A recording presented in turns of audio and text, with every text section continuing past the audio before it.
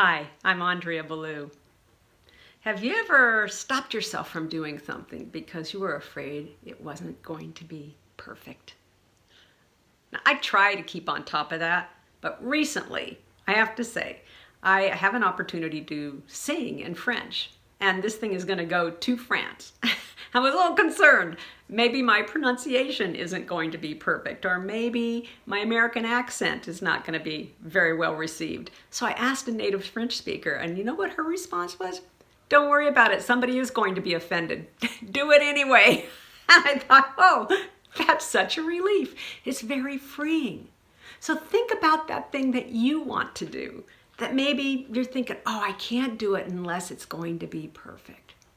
Here's the thing. If you are authentically intended, you're doing your best to serve your audience, and you're preparing yourself in the best way that you can, then do it, because none of us can do it perfectly. And what will come through is that intention, that desire to communicate, to entertain, to inform, to educate. Know that that is what's going to translate. At least that's what I'm thinking. So wish me well, and I wish you well. And if I can be of support, I'd love to. See you next time.